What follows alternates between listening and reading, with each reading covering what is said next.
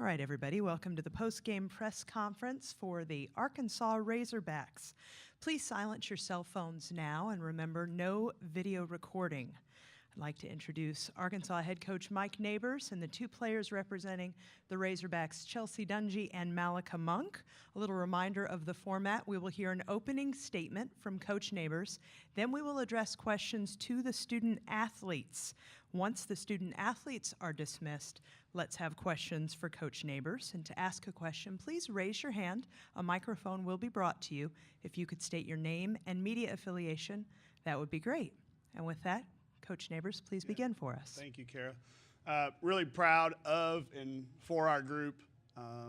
We've played really good basketball the last month of this season, and we couldn't get a win for whatever reason. But these kids kept showing up every single day at practice. I'm not going to tell you it was rainbows, unicorns, and roses every single day, because it's not. So we live in reality world, but they stuck together. And for the second year in a row, we've played our best basketball game of the season in the first game of the SEC tournament. And I just think that speaks volumes for your leaders, which two of them are up here with me right now. And we're really excited to be able to advance and play again tomorrow. Questions now for the student athletes, please. Hey, Ryan Dennis with the Athens Banner Herald. Chelsea, you shot the ball so well, the team shot the ball so well. What's that feeling like when it just seems like everything dropping, throughout the night? Feels good coming off a couple games, a losing streak. It feels good to see the ball go in the basket. Yeah.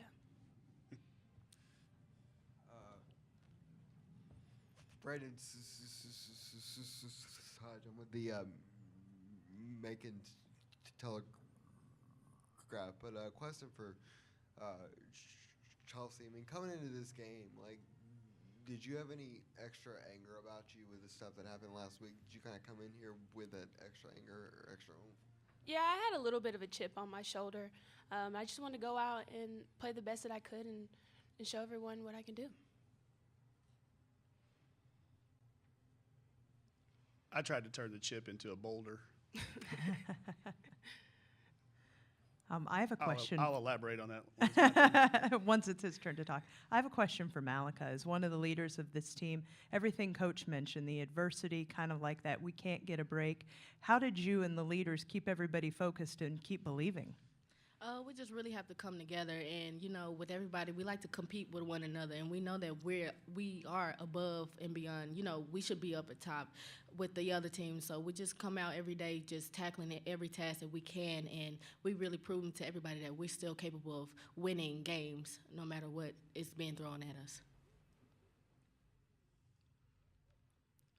Are there any other questions for our student athletes? Ladies, thank you. We will let you go join your Razorbacks teammates. And we'll see you tomorrow. Thank you, Mal. And now let's open the floor to coaches, questions for Coach Neighbors. Can you elaborate on that boulder? Was it in practice? Did you just say, hey, you were second team, not first? Or what I was in the lobby last night. I get it. Hey, and I'm going to say exactly what I said at my press conference back at home.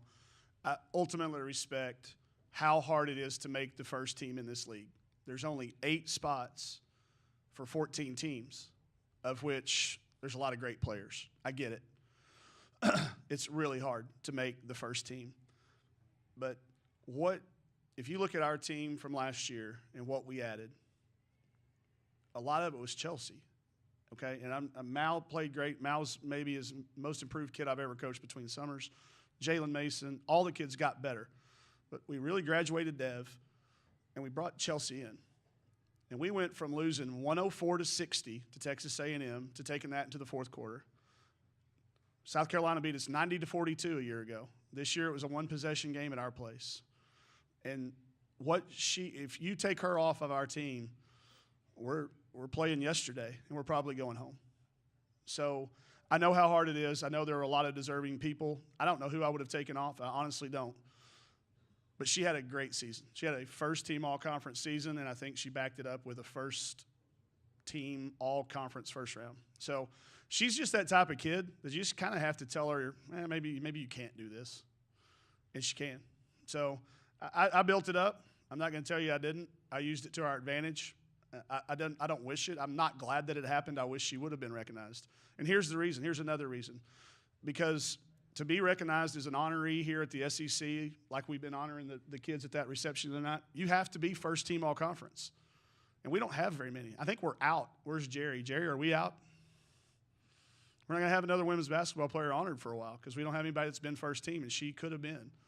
So I know there's a lot of work to do between now and then, but I know how hard that kid's worked. She sacrificed an awful lot to come play for us. So whatever it took, I was going to take every full advantage. I would have never dreamt she would have gone 10 for 16, 10 for 12, and played great defense for 36 minutes. That's a heck of a performance and a heck of a game.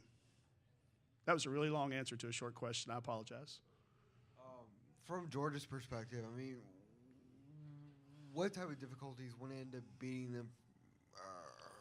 Let me start over. In terms of playing Georgia for a third time, yes. How are you guys able to get over that hump and pull it off? And There's a reason that cliche is out there about it's hard to beat a team 3 times in a year. They didn't just make that up. It is hard to do that. I know that Joni and her staff did everything they could do to try to show them that just because you got 2 wins, it's not going to matter today. I know they did, but it's still hard. I've been in that situation before. It's so hard. Our job was a lot easier. It was simply do one thing better each quarter. And we were mic'd up, and that's all we talked about in our pregame. It's all we talked about in every timeout. Do one more thing that we haven't been doing in these other games, and that's going to be the difference in the win and the loss. And then also, I mean, I guess I'll start over with a question about from Georgia's perspective. I mean, as you've seen that program over the last couple of years, what do you see and where it's headed, even though this year was a down year from last? Well, the expectations for Georgia, I said this when we played down there. There's not many arenas where you walk in where there's more women's jerseys retired than men's. There is. They have that. Their tradition is so rich.